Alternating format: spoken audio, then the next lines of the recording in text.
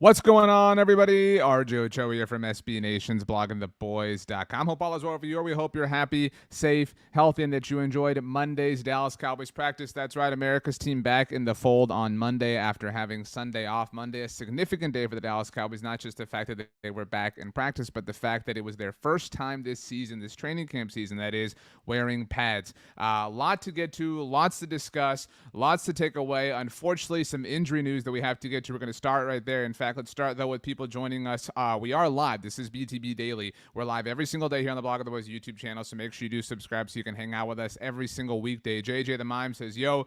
Jared says, how about them Cowboys? What's up, guys? Hope you are doing well. Let's go ahead and get to it. James Washington was carted off of the field during Monday's practice, and this is obviously not a good thing. This is not something you ever want to see. You never want to see any injury of any kind. James Washington was, of course, the first external free agent who the Dallas Cowboys signed this past offseason. The Cowboys were the last team to sign an external free agent, and it was James Washington. He had a little bit of an injury hiccup, a little bit of an injury scare, whatever you want to call it, a week ago when training camp kind of first got started. Obviously, that was before the team started wearing pads, but today, the first padded practice, not a good one for James Washington. We're about to show you the play in which it happened. JJ the Mime says, of course, it's tough. Let's go ahead and get to the play because, it doesn't look terrible. It's hard to tell, obviously, but obviously it was a very serious injury for James Washington.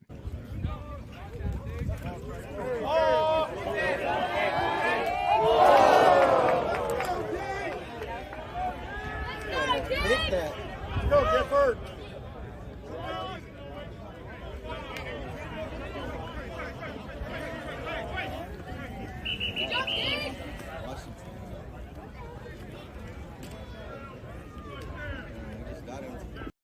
You can see right after James Washington comes up there that he doesn't want to put any pressure on that right foot. Jerry Jones speaking as soon as Dallas Cowboys practice ended, saying that he is concerned about this situation. Again, it's hard to read into it, but you can see it very, very clearly. James Washington not comfortable as soon as he gets up off the ground.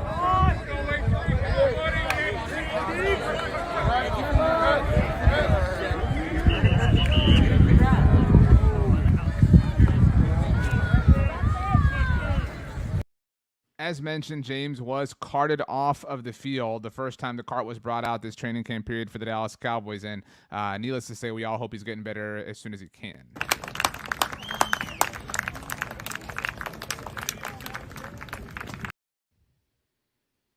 So as I'm paying attention here to make sure we're not missing anything, because we do go live as soon as anything happens, and that's what we're doing here on Monday. Adam Schefter of ESPN reported that the Cowboys are concerned that James Washington suffered a Jones fracture. This is actually the same injury, if you recall, that Dez Bryant suffered during the Week 1 win against the New York Giants back in 2015 that took him out for a while.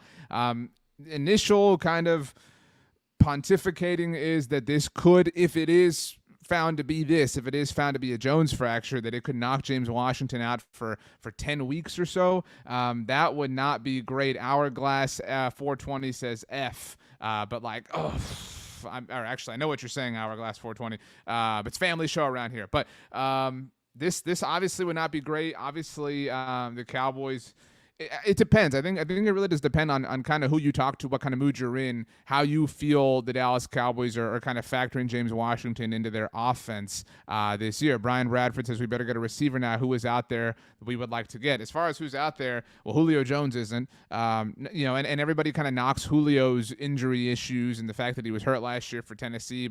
And look, we're not trying to knock James Washington. The guy's hurt right now. We're all rooting for him. But this was a weird kind of place to make such a large bet the way the Cowboys did. And you can argue that you maybe don't feel like they made a big bet in James Washington, but they did. When you consider CeeDee Lamb, and by the way, we're going to get to CeeDee in some highlights. CeeDee kind of had the practice of the day, like I said at the top. CeeDee was on fire on Monday.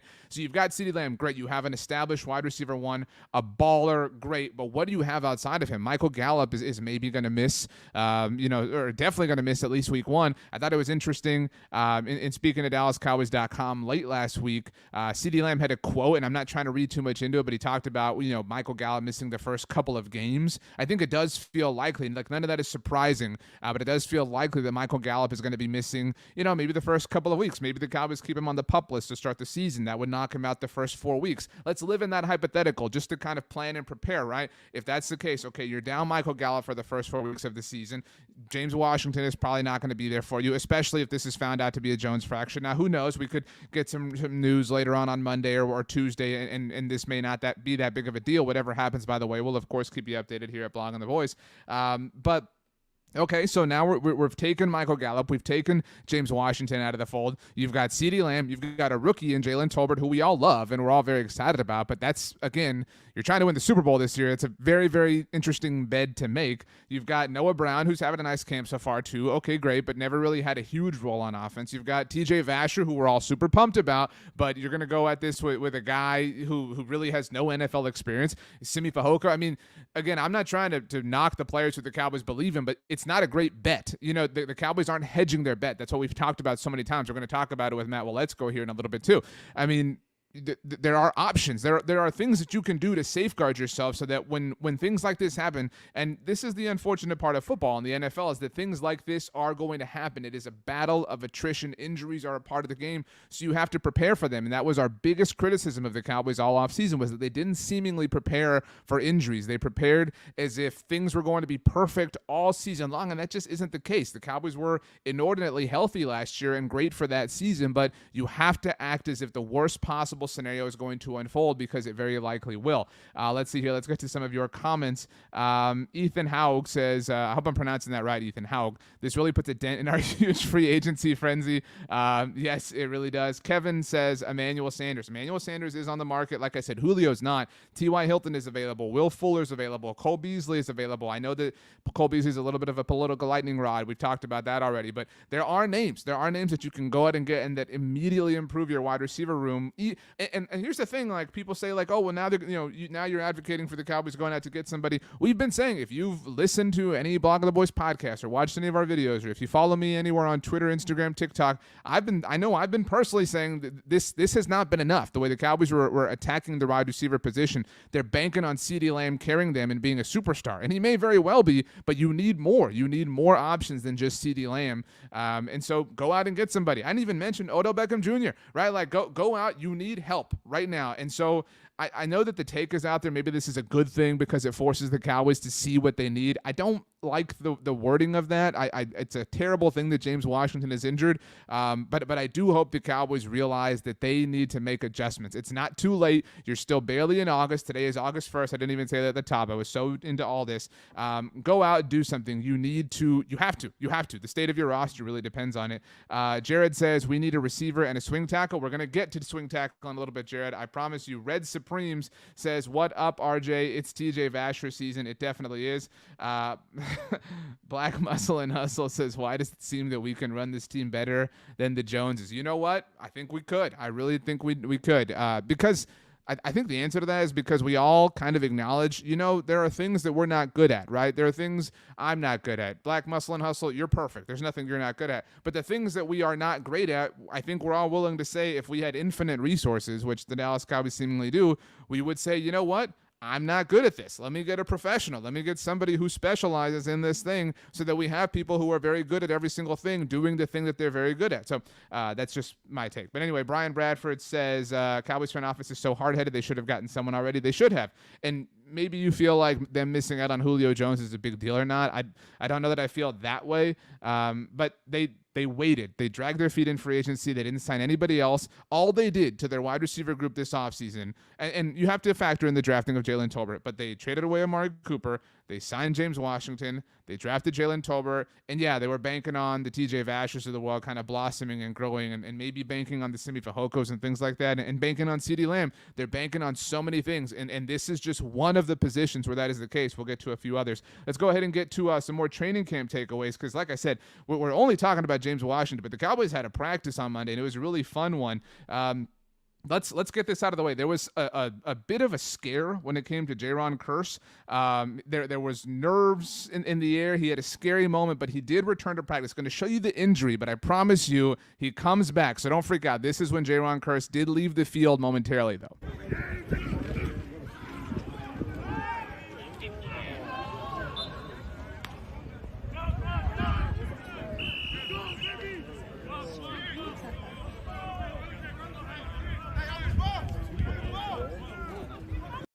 And as you can see, because there was, if you maybe were busy and you weren't kind of following along on the time, there was this like 3-4 minute window where that's all we knew. That's all we had. And it looked, all the things were kind of running through your head, right? Oh my gosh, it's a non-contact injury. Oh no, blah, blah, blah. But thankfully, like I said, it was really just kind of a 4-minute reprieve because Jayron Kearse ultimately returned and calmed everybody's fears.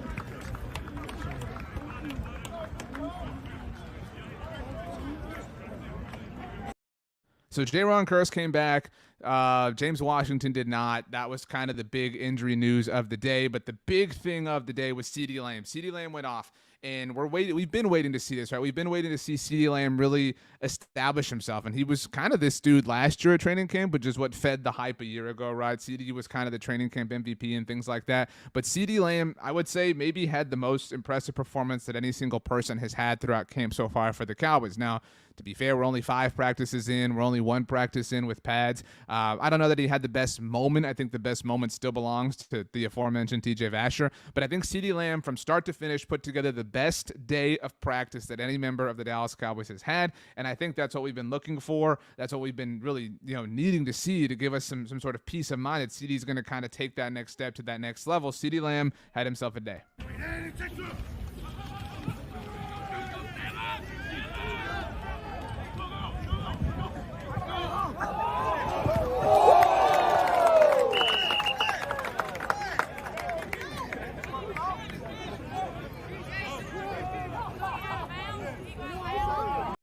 That was a little scary too. I know that was a little bit scary with the way CeeDee went down to make that catch, but ultimately everything was fine. Everything worked out for him.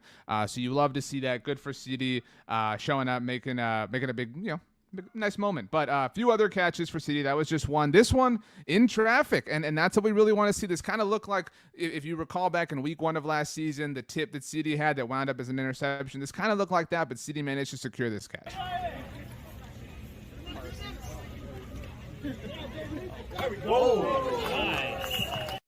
I actually got my highlights mixed up. That was an awesome catch, but that wasn't the play I was thinking of. This is the one I was thinking of that reminded me of week 1 from last year.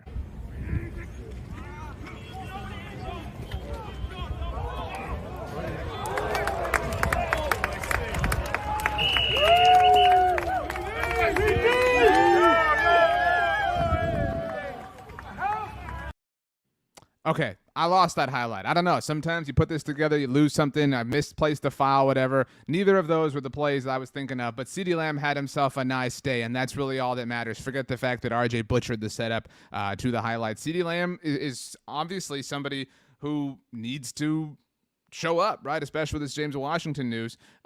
Just making sure we're not missing anything here. Now we're all good. Yeah, I mean, this is look, if CeeDee does take the step, it does help alleviate the loss of Amari Cooper at the receiver position, potentially the loss of James Washington. But CeeDee cannot do it all. Nobody can. You could have Justin Jefferson or Cooper Kupp or whoever the case may be, and that is still not enough. You have to have multiple receivers who are capable of carrying you. You can't just have one player in CeeDee Lamb. But let's move on. Let's talk about Tyler Smith. We haven't gotten that much from him quite yet. And to be fair to that, every practice before today didn't feature pads, right? It's difficult to judge or to gauge how offensive or defensive linemen are doing. This is when you kind of get to see some of that stuff. And Tyler Smith, this first play was not great. This was Tyler Smith up against Quinton Bohanna, and that was not that great. It's actually kind of an underwhelming highlight, but I promise you the one after this is amazing.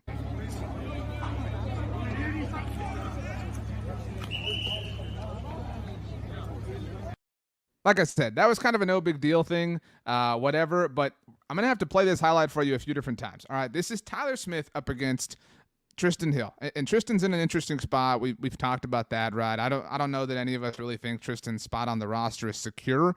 He's not somebody who this regime drafted. I mean, this isn't about Tristan Hill, but my goodness, Tristan Hill just went for a ride. So you need to pay attention to your right side of the screen. And it's a very quick highlight. Like I said, I'll play it a few different times. Tyler Smith absolutely had his way with Trysten Hill. As you can see, Trysten Hill literally gets picked up off of the ground and effectively is body slammed onto the ground. I'm going to show it to you one more time because this is, if the James Washington thing was a bit of a bummer, right? The CeeDee Lamb thing was obviously very cool. This is just fantastic to see from the Cowboys' first round rookie. Well done, Tyler Smith. Well done. Brian Bradford says he got body slammed. It was a tough look for Trysten Hill, needless to say. In fact, it reminded me actually of camp a few years ago when 72 was doing the lifting. When Travis Frederick, when he was returning from his Guillain-Barré syndrome season in 2019, he took Brian Price for a ride, and it was not a good moment for Brian Price. It was actually that was 2018. That was before we found out about the diagnosis. So just great moment for Tyler Smith. That's what we want to see. All the reports have been, every player who sat down, who's done an interview, whether it be with 105 Through the Fan or the Ticket or whatever the case may be, they're all talking about Tyler Smith's strength and how just unbelievably strong he is. We got to see it on display there. So that's awesome to see. Great job, Tyler Smith. Definitely a winner from Monday's practice. CeeDee Lamb, the big winner, but Tyler Smith had his moment as well. Jonathan Garabe, not having a great moment, Jonathan Garabe. I think if you read in between the lines, and I saw JeffCavanaugh, whose YouTube channel is awesome, go subscribe there, put this well. It does seem like the Cowboys want Jonathan Garabe. They're undrafted free agent out of Texas Tech. It feels like they want him to win the kicker job, right? And we've seen that happen at different times at different positions before in the past, where the Cowboys are trying to kind of will something into existence, just kind of hoping that a player, takes it by the horns or whatever. And that's fine. Like I don't have a problem with that. It makes sense that you have a preference, and it would be preferable for Jonathan Garabe, this undrafted free agent, to show up and just kind of be what obviously Dan Bailey was for you. Dan Bailey was an undrafted free agent once upon a time for the Cowboys 11 years ago. And so if Jonathan Garabe could come in, could just storm in and be the team's kicker, de facto kicker, that would be great. And honestly, it felt like the Cowboys were ready to hand him that position from the moment they signed him, right? The moment he didn't go drafted and they signed him as a UDFA. It wasn't until just a few weeks ago when the Dallas Cowboys brought back Lareem Hairulahu, who was on the roster last season. He played one game for Dallas while Greg Zuerlein was on the COVID list. Went 5 for 5 on extra points. Didn't attempt any field goals against the Atlanta Falcons. And so again, like it wasn't until just a few weeks ago that there was even competition here for Jonathan Garabe, and he struggled. It was not a great day for Jonathan Garabe last Friday, the first time that the Cowboys kicked throughout camp so far, in front of a crowd, that is. And this morning, or this afternoon on Monday, Mike McCarthy talked about that, and he said, look, it was the first day, we're just kind of feeling things out, etc. And Mike McCarthy said that they are going to kick every day this week. They want to give both Garabe and Hairulahu the opportunities to show up, to impress, whatever the case may be, and it did not go well, to say the least, for Garabe on Monday. Let's start here. It seems like it went fine here, based off this tweet. Good friend of the show, Bobby Belt. Kicking competition update. Garabe was 6 for 8. Hairulahu was 7 for 8. Hairualuhu's one miss came when his plant foot slipped. Garabe has the stronger leg, but looks like he's hooking things a bit left. Okay, all this is fine, right? Like it all seems fair when you read this tweet. This was at the very beginning of practice, by the way. So 6 of 8, right? He went 4 for 8 on Friday. So you're thinking, okay, there's some improvement there. But you know what else happened on Monday? Mojo moments. Mike McCarthy talked about, if you missed his press conference, I actually thought this was really funny. He was talking about CeeDee Lamb, and he said he was born in 1999, which makes me feel old. But he said the reason he knows that CeeDee Lamb was born in 1999 is that was the year that Austin Powers came out, the movie. It was actually the year the second Austin Powers movie came out, if we're being literal here. But anyway, he brought up mojo moments. We all obviously know what mojo moments are, kind of the up-tempo periods for the Cowboys, the simulation exercises, etc. Mojo moments returned for the Cowboys on Monday, and the first one ended with a Jonathan Garabe field goal attempt, and it did not go well.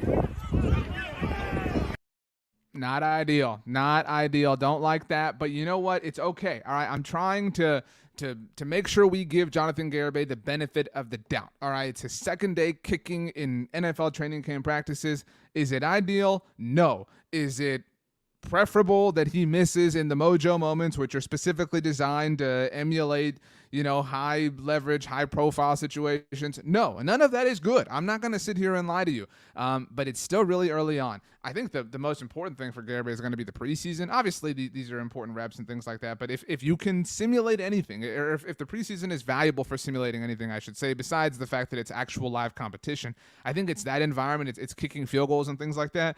And I guess my overall takeaway is Garabe is not having the start that maybe everybody envisioned. I think that everybody just kind of thought, oh, this is going to happen because the Cowboys believed in him. He had the 5,000-yard field goal at Texas Tech. It's all going to be just like that. It's all going to be gravy. And it isn't necessarily working out that way. Brian McPherson says, need a good kicker. This is a position that the Cowboys just kind of, and that I know I say this a lot, but they are making all these assumptions, right? Like, this is just going to work out, this position, that position. We don't need depth here. It's all going to be fine. It's all going to be okay. It's all going to be whatever. Like I said, they didn't even bring competition in until a few weeks ago. A few weeks before they left for training camp is when the Cowboys finally brought in Lareem Harulahu. And you know what? Lareem looks better right now. The Cowboys, that was the first mojo moment that wound up with the Jonathan Garabe missed field goal. The second one wound up with Lareem Harulahu making it.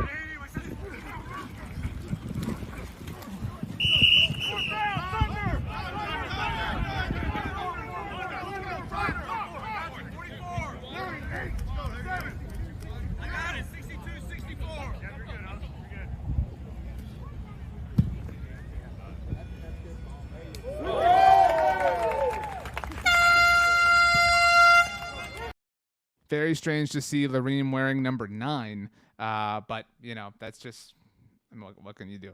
He wore number 1 last year, but Lareem has number 1. Whatever. But Jalen Smith is pissed off somewhere about that, I'm certain. But anyway, I don't know what that says, because on the one hand, I compliment the Cowboys for bringing in some competition in Lareem Harulahu. Okay, respect. But on the other hand, it's like, how did you not?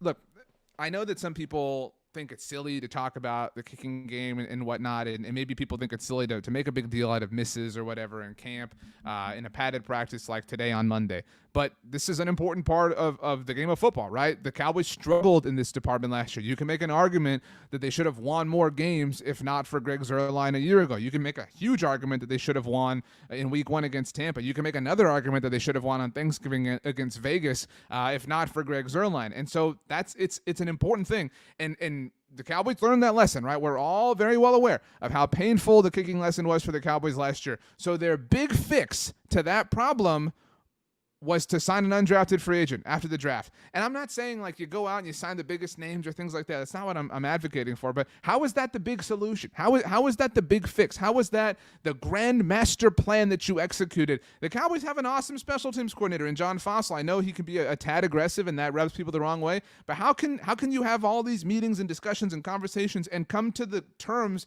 that is the best plan, that is the best idea, is to go at this with an undrafted free agent kicker, and the only dude, and shout out to Lareem, who again has had a nice camp so far, but the only dude who you bring in to be his competition is a dude who was on the roster last year, who you let go of. It's a weird thing, and it all might be for naught. This could be the worst day of of Garabe's professional career. He could never miss a kick ever again. There's still a lot of time to go, but all these questions are what these days kind of start to kind of instill in our minds. We're starting to wonder, starting to figure things out. We're starting to answer a lot of other questions, right? Like CeeDee Lamb starting to elevate. We're starting to see that answer. Tyler Smith starting to have a great, a little bit of a run. We're starting to see that answer. But on this other side, we have all these new questions about the depth. That's actually not a new question, but the depth of the receiver room, the depth at offensive tackle, the status of the kicker position, et cetera, et cetera, et cetera. The important things are going well. Dak Prescott's playing well. CeeDee Lamb's playing well. Zach Martin's playing well. Tyron Smith looks fine. Tyler Smith looks good. All those things are doing really well, but these other things are part of the package too. You can pay attention to both at the same time. So that's my my little dance. But anyway, Brian says if you miss in camp, you're going to miss in games. I agree with that.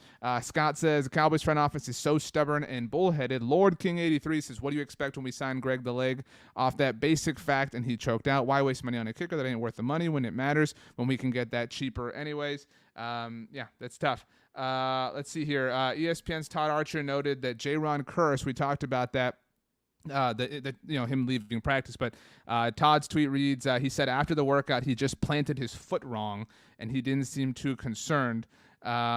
Now, a tweet from Jory Epstein, who covers the Cowboys in the NFL for USA Today, that there is concern, that James Washington fractured his right foot. So yeah, we're starting to kind of see the,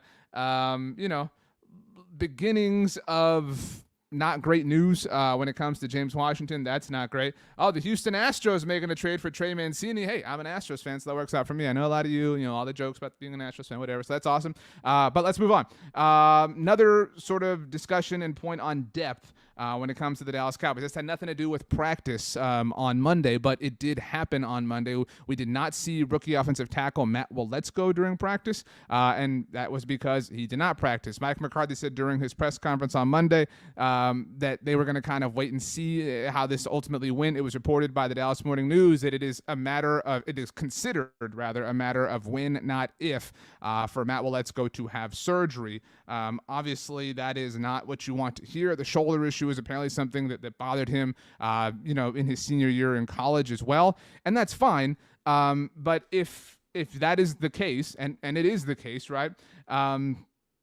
Why was this the plan, right? This goes back to our discussion, our argument. Okay, fine. Matt Waletzko had a shoulder issue in college. Nobody's expecting him to jump into the NFL and for everything to be perfect, right? Nope, that would be unreasonable. So we're not expecting that. So then why was the plan for the swing tackle position, the swing tackle on a team that features Tyron Smith, who's likely going to miss time, for the swing tackle position to come down to this person who we're talking about here, Matt Waletzko, and Josh Ball? That's one of those things that we're talking about, right? If everything had gone perfectly and according to plan, great, good job, Cowboys, you did this. But you're not preparing for the battle of attrition that an NFL season often is. And so the Cowboys need more depth at swing tackle. They needed, just like wide receiver, just like receiver when it comes to James Washington. We started this daily show last week, right, when training camp started. But if you've been watching our videos, if you've been listening to our podcast at Block on the Boys, we've been screaming for months about how the Cowboys need to go out and add to the receiver room, how they need to go out and add another tackle. They haven't done either of those things. Terrence Steele was an awesome swing tackle. Great. You had him last year. But now since Lyle Collins isn't here, he's your starting right tackle. You don't have that depth. And the Cowboys, it would benefit them so much to go out and get that depth. This is no longer something you can avoid. You can no longer just close your eyes and hope that all is going to be great at tackle and at receiver. And while we're at it, at kicker and QB2, we'll get to that in just a moment. You have to prepare. You have to hedge your bet. You have 53 players on your roster to prepare for any and all circumstances. And right now, you're not at that place. Josh Ball's never played in the NFL. How are you telling me that he is going to be the swing tackle? Again, that would be quite the statement to make on any NFL team, let alone this one that employs Tyron Smith. We love Tyron Smith. We're so happy that he's this team's left tackle. But how can you trust that? You can't. You have to, and that's our disagreement with the Cowboys, right? And I say our because I hope I'm speaking for you on some level, because I hope that you are in agreement with me based on your comments and things like that. We love Tyron Smith, like I said, but you have to assume he's going to miss some time. You have to, because he's literally missed time every single season for the last 6 years. This isn't an isolated incident. We're not exaggerating. We're not being hyperbolic. He has missed time for 6 consecutive seasons. Okay, so now we live in this flow chart, right? Okay, let's live in that side. Tyron Smith's likely going to miss some time. What's the plan? Well, it's one of Josh Ball or Matt Waletzko. Okay, let's move down the flow chart. Matt Waletzko had a shoulder injury in college. Whoa, wow, what a weird thing. His shoulder injury is flaring up in the NFL. Who could have foreseen that? And none of this is to say that, again, the Cowboys are idiots or they run poorly or whatever, but some of these things are obvious. Some of these things you can prepare for, and they're things that so many people have been saying for the last few months. And so now we're here in training camp in Oxnard and everything's going off, and the chicken's coming home to roost, or whatever the expression is. Like, some of this was predictable. You can never predict who or how injuries are going to happen, but they will likely happen. Hey, it's just go out and get some tackle depth. Go out and get a receiver. That's what we're waiting for. We would like to see that. So last thing, and then we'll tie a bow on this with one other thing. So second to last thing, ultimately, Cooper Rush had a bad moment here. And this kind of, I think, speaks to the overall theme of what we're talking about here. 3 fumbled snaps in a row with 2 different centers working. Not great. Oh, did it again. 3 straight? Back it home. On the top. Let's go. Let's go. Go get it right. Let's go. Cooper Rush gave us a great moment last year when the Cowboys beat the Minnesota Vikings. We enjoyed it. We loved it. It was epic. It was awesome. You know, the shot of his dad in the crowd, super cool, right? But that was one of those things, right? Like Cooper winning that game kind of, you know, prolonged his life as the Cowboys backup quarterback, right? Again, like I'm not trying to sit here and I don't have a problem with Cooper Rush. Does anybody know when Cooper Rush entered the NFL? He entered the NFL in 2017. This is his 6th season in the NFL, Cooper Rush. And does anybody know how many games Cooper Rush has played in the NFL?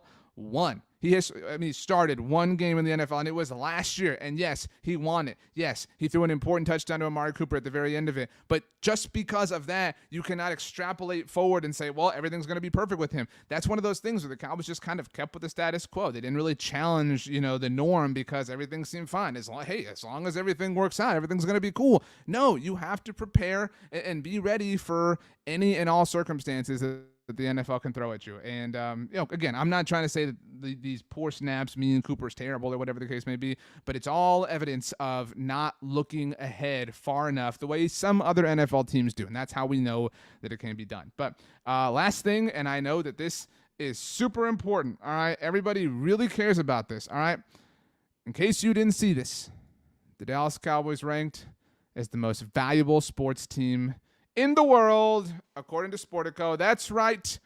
Cowboys evaluated at $7.64 billion. That's billion with a B, right? What more can we ask for? I mean, what more do we need?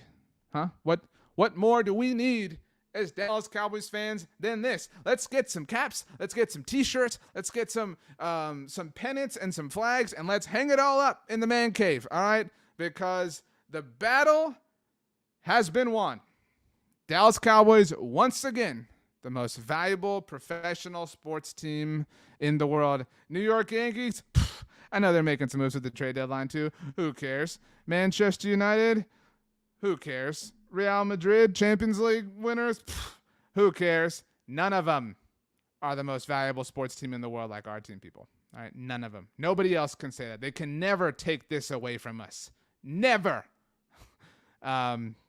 I know it's frustrating. I get it. I mean, it's a frustrating thing to see over and over. It's actually an amazing thing, honestly. It's kind of like I don't know what it's like. I was gonna say it's kind of like how Grey's Anatomy continues to be like one of the highest rated shows on television. Like how the plot is terrible, right? Like how is Grey's Anatomy like at this point on season 53 or whatever it is, like how is it still good? Sure, it was great a long time ago when all the problems were still somewhat kind of like possible, but now it's like, oh, they go to outer space to perform surgery. I really don't know that, but I mean it's just amazing. It's amazing that given the lack of the success we want for the Dallas Cowboys, that they would still somehow manage to be the most valuable professional sports team in the world. And it only leads you to wonder, imagine if the Cowboys were to have the success that we want just once, just a small little bit.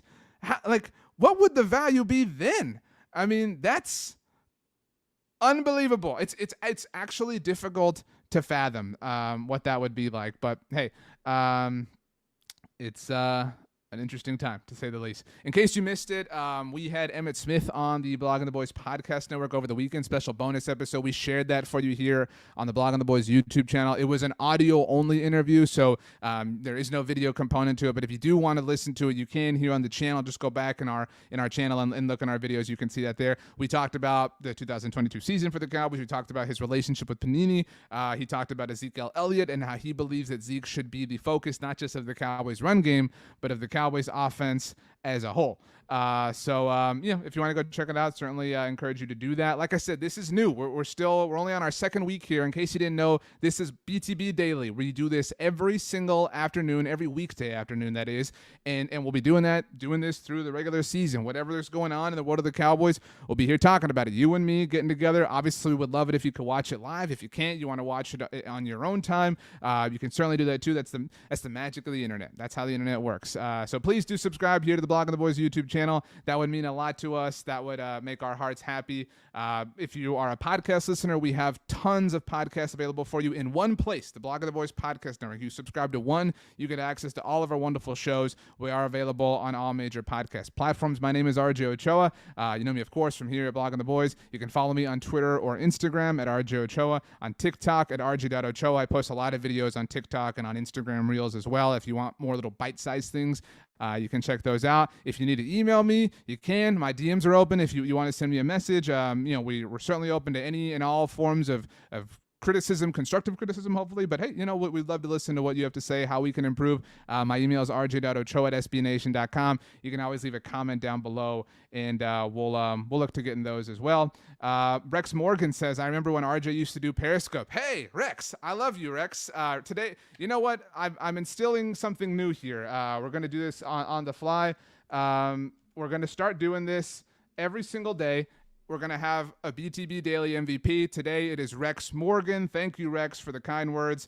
I did used to do Periscope and Facebook Live and even YouTube Live, but the internet has changed.